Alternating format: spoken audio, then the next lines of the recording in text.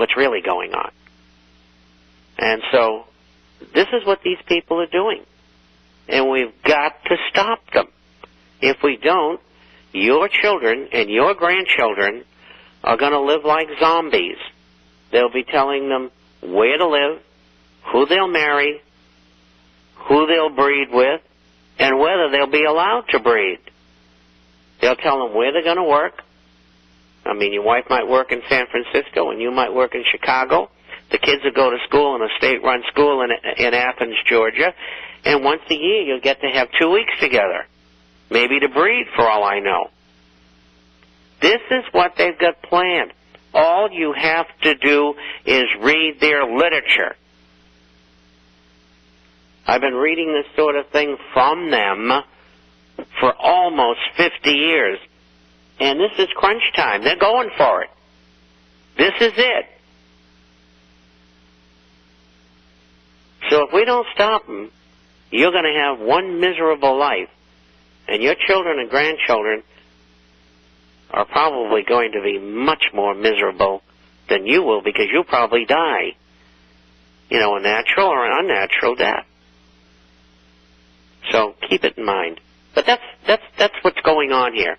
This is how powerful this is. We talk about it 3 times a week on this program. We talk about how things are being rigged and when they're not being rigged, what's going on in the world. Don't be passive. Be active. Just think of those kids and the life that you're living and leaving for them. We have the George Bushes and Obamas and Clintons of the world telling our grandchildren how they're going to live, and of course there'll be no religion. Either that or it'll be Moloch or something like that, or this rainbow, whatever it is. But that's what they're after. And I've been dead on for almost 50 years. And so hasn't guys like Ed Griffith and Alan Stang, who were good friends of mine. And of course there was Gary Allen, who's now left us. And many, many others, Hilaire de Bellier, and on and on. And they gave their whole lives to exposing these people. And fortunately, Alan has got his own radio program and still going at it. And Ed is still writing, and he's still doing what he can do. And I was on another show today, and I said, we need another 100,000 like us. We need to get the word out to the people what's really being done to them. So with that said, Melody, you have some questions? Yes, I do. I didn't know if you had one, but you pretty much covered the one. No, I don't. I don't have. Wait a minute. Maybe I do have one. Yeah, I do have one. This one is economists, including the wonderful Ben Bernanke, are saying that we need to pump large amounts of liquidity into the markets, banks, etc., to avoid deflation. How can these people say deflation is our largest threat and inflation is nonsense when they are printing goodly amounts of money? Do you see inflation or deflation as the largest threat? Well, the answer to that is I see inflation and then I see deflation.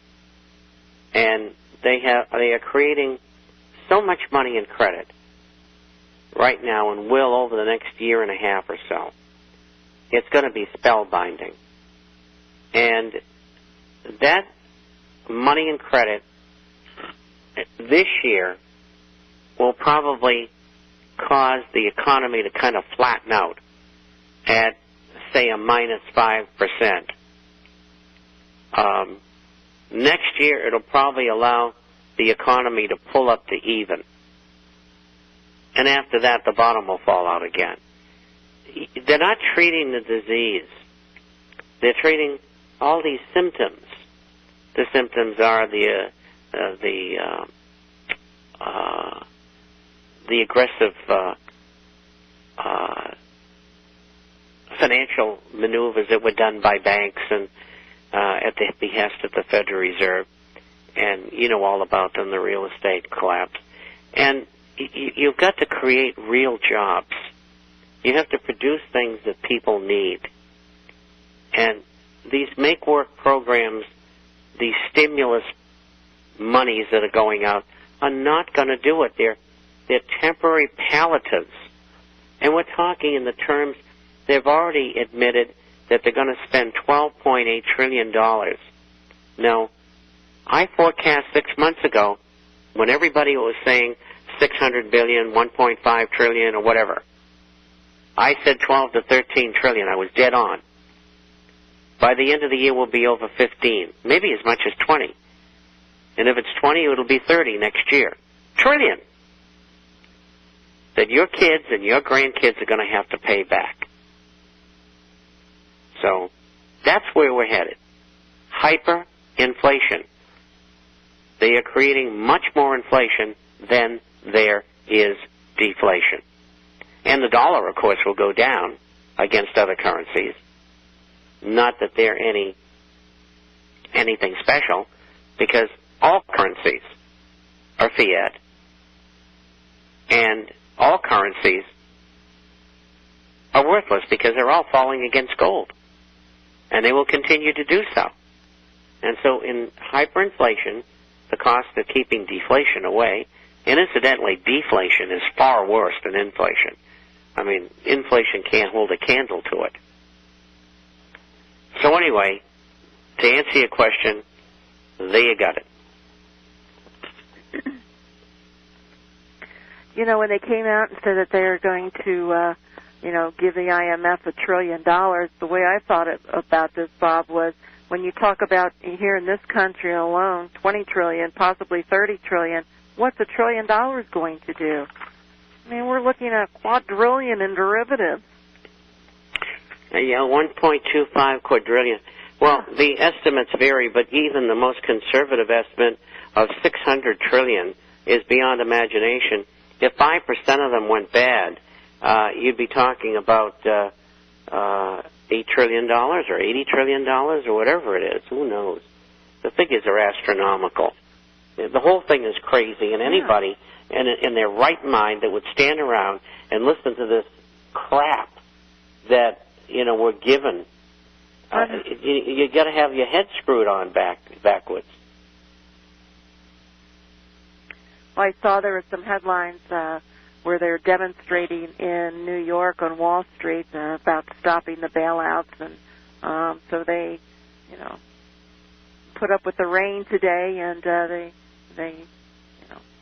Where did they show that? It wasn't on CNBC. No, it's on the. I'm looking at the Breitbart.com, an article saying that protesters fly an American flag with corporate logos instead of stars. They're supposed to be walking to. They arrested 4 people, but they say hundreds of people were marching on Wall Street today in protest of the billions of dollars. It would be better if there was about 100,000 or 1 million.